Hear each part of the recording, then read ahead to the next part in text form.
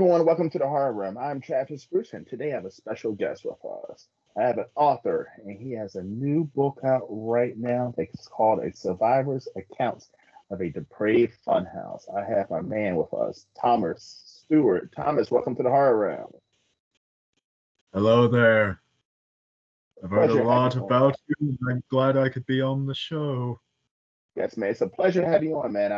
I've been in other chats with you with Psychotoxin and Horror Connection, but it's the first time having you on the Horror Room, man. Yes, I'm glad to be here tonight, Mr. Bruce.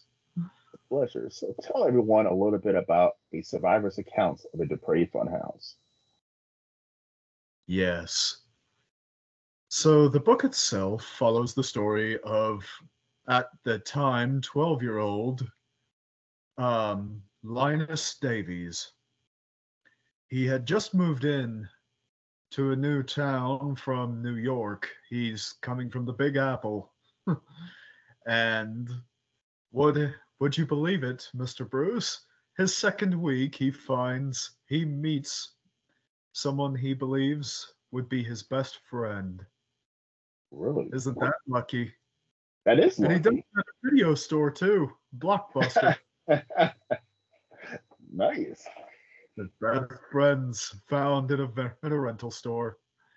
That's the best way to meet friends, man. I'm telling you, I remember the VHS days, video store days. I used to meet a lot of friends at the video store. Well, let me ask you this. Did you find out about funhouse attractions or carnivals at a video store? I did not. Because that's exactly what Linus finds at Blockbuster. He goes in looking for Resident Evil 2, and he comes out with an idea to go to a funhouse attraction. Really, and I can imagine things turn weird from there. Only in the sickest possible way. Would you like a balloon, Piggy? Oh. Yes. Yeah. I see that there's a creepy ass fucking clown too. Clown? I believe you should S after that, Mr. Bruce. So tell us a little bit more about where we're going once we get to the funhouse. So the funhouse, they arrive, and would you know it? There's no line to get in. It appears deserted. And while his new friend and his little sister think, well, no line. Time to go in. Linus, of course, begins to feel a little bit apprehensive. But he goes in because he can't appear chicken in front of his new friend and new crush. So he does, and they begin to split because one of the claims to fame about this funhouse is the appeal of trying to find their mysterious ringmaster that's never been seen before, the amazing buyer. So they try, but nobody's ever found him before, so they think to themselves, perhaps splitting up, they might be able to find him. And they do. And he is not the entertainer, the grease-painted entertainer they were led to believe. So what gave you? Because what? Go ahead. Oh no, so it's good. No, I was going to say because, while he is not the devil himself, he and his disciples are just the ones that make the devil smile. Ooh. This is a fucking. By the way, listen. This is a fucking creepy ass fucking book. By the way, so let me just tell you one. Now, what gave you the inspiration for this story? So that's funny. I actually got this inspiration from just a weird little drawing I had done a year before when I was working at McDonald's. Yes, I worked at McDonald's for over a year and a half. It was fucking horrible. That's But on fucking my scary lunch right break, it may or may not have given me inspiration in recent stories. But no, I had done a little drawing of a clown holding a kid's head as a balloon. And I thought to myself, you know what? Fuck it. Why don't I do a story based around that? And so I started. And at the time, and from there, you know how Stephen King's It was influenced mainly by cocaine? Yes. It was very much the same for me, but instead of cocaine, it was caffeine. 6 bangs a day, sir. 6 bang energy drinks a day. And throwing darts at a wall, trying to see what would stick. And so I thought, I know, I'll have a clown that turns a kid's head into a balloon. And then from there it was, well, okay, where's it going to take place though? A funhouse. Sure, I mean, kids' movies make that shit creepy all the fucking time. How hard can it be? And then from there it was, but wait, why not? Why only one clown? Why not have a group of clowns? Let's make them a satanic cult. Because I also had this idea for just this clown with inverted crosses over his eyes. Oh, that's fucking awesome. The clowns Yeah. are creepy as shit. I mean, from the jump street, clowns are creepy as shit. And so, to believe that clowns are some kind of evil presence actually makes fucking sense to me. Well, and we'd seen all different types of clowns be done before. We've seen, you know, alien clowns. We've seen demon clowns. We've seen serial killer clowns. I thought satanic clowns. Why not? It makes sense. Now, so once you started writing, how long did it take you to from beginning to end and to get it out there? Okay, now that's where it gets a little bit tricky because I did not finish this in one sitting. I wrote about the first 4 chapters, the first act of the book, if you will, be separated into 3 acts. I wrote the first act and I published it to No Sleep, and people fucking loved it. And I was a little bit surprised. I was like, oh shit, they really wanted to hop on this. Okay. And so I did. They did. And I had begun to write the next chapter, but was quickly getting bogged down because I felt like it wasn't going. I felt like the story wasn't unfolding the way I felt it should have. Mm-hmm. So I put it, and I had a bunch of other ideas at the time.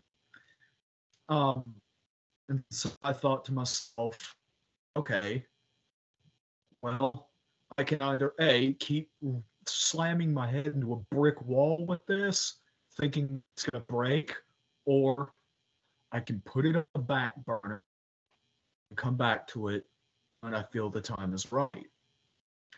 I chose the latter option. And for about a year, it sat on the back burner while I was basically mass producing a whole bunch of stories on No Sleep. Jeez. But I never forgot about it. I couldn't forget about it. I promised that I was going to come back and finish it. So a year later, I did. I was able to come back with a little more experience under my belt, a little more prowess and of what the hell I was doing. I did. I finished it. And when it came time to publish it, I met on Facebook Miss Sydney Beaupre, and she agreed to publish my book, to publish it in its entirety. And as of last month, it's come out. I'm just waiting on my copy to come into the mail on Friday. Nice. Now, now, how excited are you? I mean, as an author, you put so much time into this book, into this story, and now to see that it's out in people's hands. So I have published 7 titles thus far, and it's the thrill comes when I actually do see people posting about it. And with Depraved Funhouse, with this book, I actually have seen many people posting their thoughts about it, and posting that they bought copies. And just about everyone has given a claim to Miss Bepre's prowess with the cover of it. She did the cover, and she did the editing, interior formatting. She did all of that. So yeah, and everyone loves the cover. And just recently, some people I'm in contact with actually bought 5 copies of it in paperback to do as a special sort of giveaway that them and another group of book talkers are doing, called Blind Date with the Book. So, yeah. Pretty fucking awesome, man. And Yeah. and now, is it hard to? I mean, so when you, what is your writing style? Do you go to a specific area to write? I know you say you fuel yourself up on energy drinks, but is there a certain type of music that you put on? Is there a certain time of day that you write, or are you just fucking all over the place? Okay. So when it comes to writing, I look at writing the same way meathead Jim Brooks look at going to the gym. I do it every day, about 1,000 words before midnight. That's mine. I know a lot of people are going to say can't, or they don't feel that that works for them, and that's fine. Writing is one of those things that what works for me probably won't work for you, and what worked for you probably won't work for me. But the important thing is to get into some sort of regular writing habit. Mine just happens to be every day. Regardless of how I'm feeling or what's going on, I will make sure it somehow gets done. But I know others may only do it, twice a week or so, or they may have days off. And that's fine. I'm not saying that their work is shit because of it, or that they're not disciplined writers. Again, it's about consistency, more so than it is about the quantity or the speed in which you do it. Because again, I don't measure my success with, or my quota via hours per hour or any of that. It's, did I get at least 1,000 midnight? That's my gauge for success. As far as where, usually it's in my house, or if I happen to be out somewhere, it will be probably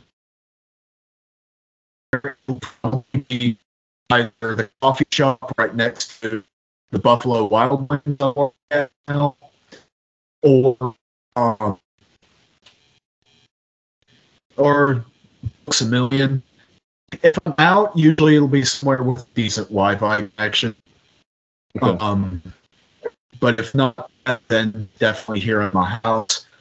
Music. I used to not put on music because I couldn't concentrate. These days I do actually put on a little bit of music. A lot of depressive metal these days.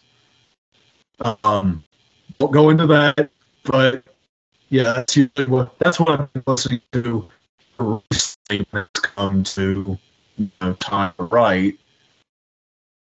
But yeah, 1,000 words a day doesn't really happen. And I don't really have a selected time of when. Some days I might get it, I might knock out 1,000 words by 7 o'clock. Other times it might be right up against the midnight hour to finish. So, and it's funny that you say, keeping a consistent, being consistent in your craft. Like, and I agree with you. That's, I used to play sports, and practicing was so important. Something like throwing a ball or baseball or something, like doing that consistently is just, you're always in your game. But even with this YouTube channel and with my interviews, if I take a fucking week off from interviews, that next interview that I do, I know is not going to be my best. It takes me a couple days to get back into that routine and getting rolling. So that's why I, almost like you, I don't do it every day, but majority every day, I try to stay in a routine and keep my skills sharpened. Right. Again, it boils down to a matter of discipline. Mm-hmm. Again, it's like what you'll hear dudes talking about the gym. They go every day, even if they're tired. They probably just got off work. They're tired. Maybe they're not feeling good, or maybe they just got dumped or something. Mm-hmm. They'll still do it though. They won't do anything except that. They still do it. I'll share a story with you, Mr. Bruce. This was last year, about autumn, just a few months back in 2023. I had been involved with someone, and had a lot of high hopes with them.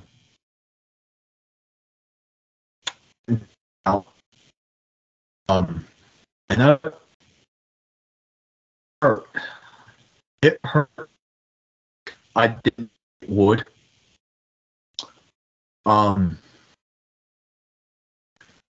So I fell apart for an hour. An hour after I got off the phone with this person, I basically fell apart. And then after an hour, my head started telling me, I'm like, look, dude, I know this hurts. I know that you would rather be doing, the only thing you want to do right now is to curl up into a ball and just wallow in agony.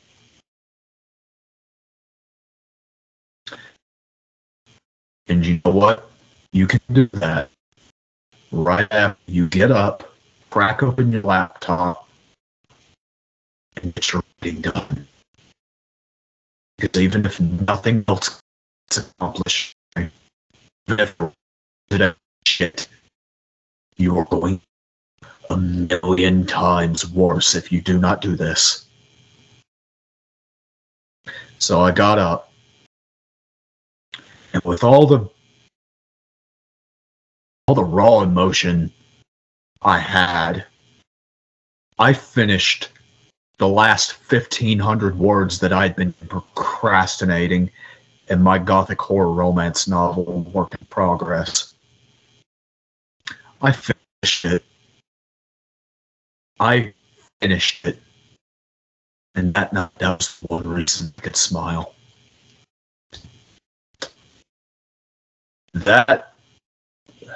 That's what they mean by it comes down. It's not about motivation. Motivation only gets you so far. It's about the discipline and the commitment. I 100% agree, man. I 100% agree, because to be good at something, you can't let nothing else. You can't let shit stay in your way, man. You just got to keep plugging. You got to keep plugging. I remember like Yeah. like a personal story in my life, and I'm not gonna really go personally into it. But I remember in the year 2020, of course, there was a lot of fucked up shit in COVID and shit like that in 2020. But um, but I started going back to the gym. I started working out, not meathead style, but going back to the gym. Yeah. And and like some really fucked up shit happened to me in 2020. 2020 was just a bad fucking year, but something really fucking awful happened to me in 2020.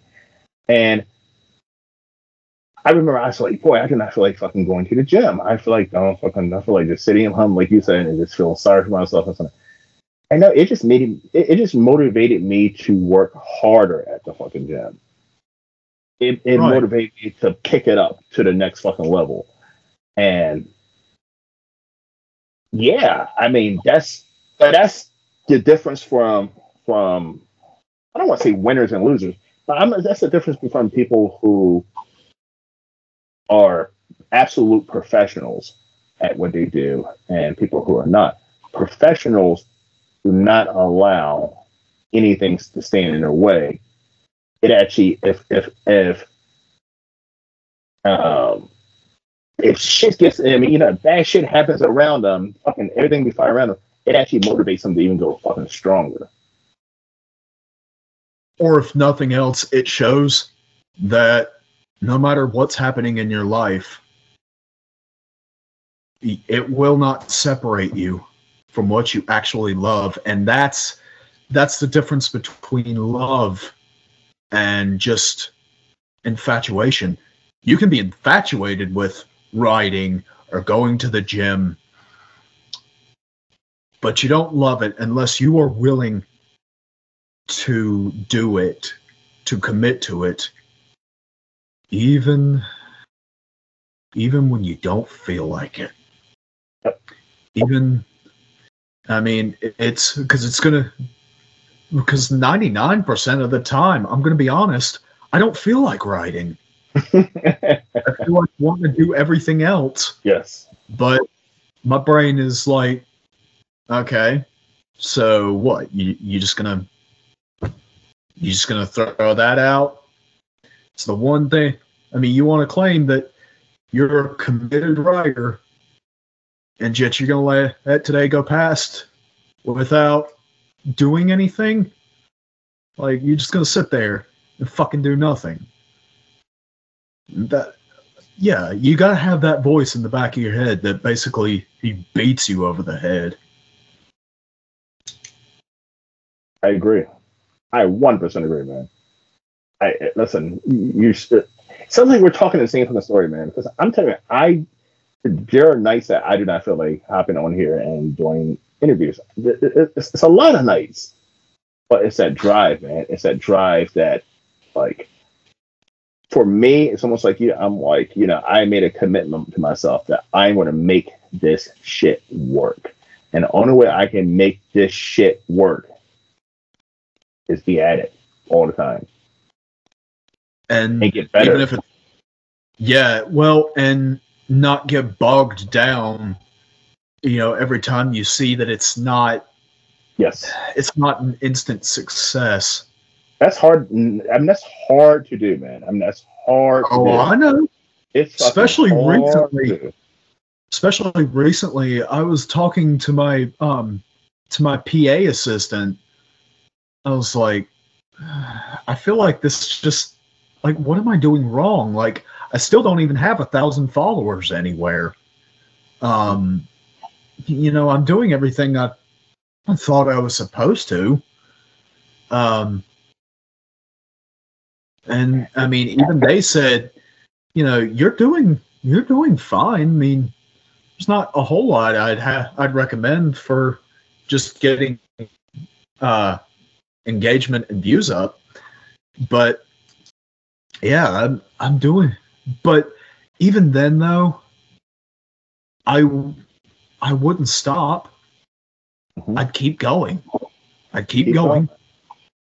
And I mean, even if something happened and I lost all of my viewers or whatever, See, 2023 taught, if 2023 taught me one thing, is how truly I was committed to this craft. Because beginning of 2023, I stepped away from psychotoxin.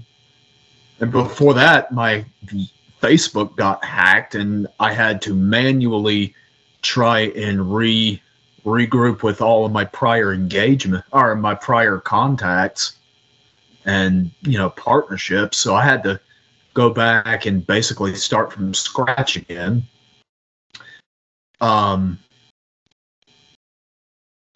I had seven. Yeah, I had that little story about 2023 tested me, and in certain ways, I didn't pass the test. But when it came to my commitment to this, I know I passed. I proved that even when shit was really low for me, that I wasn't going to stop. That's good, man. And now, I mean, things are really starting to look up for me. I'm in with Unveiling Nightmares, and you know, I've talked to them about planning on just basically being one of their full-time resident authors. But along with that, I've also started talking with Chris again, and he's got me to launch. He's going to have me doing some big things again with him with Psychotoxin. So I'm coming back to the home I helped build, and I've met a lot, and I mean a lot, of amazing people who are going to help me. 2024 will be the year I rise again. Yes, it will be, man. 2024 is a fucking year, man. It is the 2024. It is the year of the corpse child, yes. Yes, it is, man. All right, Thomas. Where can everyone find you, my friend? Yes, you can find all 7 of my current titles, including... No, you can find 8 of my titles, because I've got a new one up for pre-order, Skin That Screams from Unveiling Nightmares. You can find all of my titles on Amazon on my author page. You can find me on Facebook, either under my name, Thomas Stewart, or you can join my Corpse Child Sanctuary Facebook page. You can find me on Instagram at CorpseChild2001. And you can find me on TikTok at Unholy Corpse Child. And if you're really devout, out of maggot or larvae, you can join me in the sanctuary at www.corpsechildsanctuary.com and sign your soul to my email list, where you'll receive a free ebook Tome of Terror. Nice. And also too, you can find Thomas and I a lot of times on the Horror Connection YouTube channel, so check that one out as well. Yes, please show them some love. We have a lot of fun there. I do pop in every once in a while and make appearances, and I know Thomas is a regular on there, so definitely check us out. All right, everyone. Well, thank you for coming to the Horror Room. I'm Travis Bruce. I'll see you guys next time. Take care.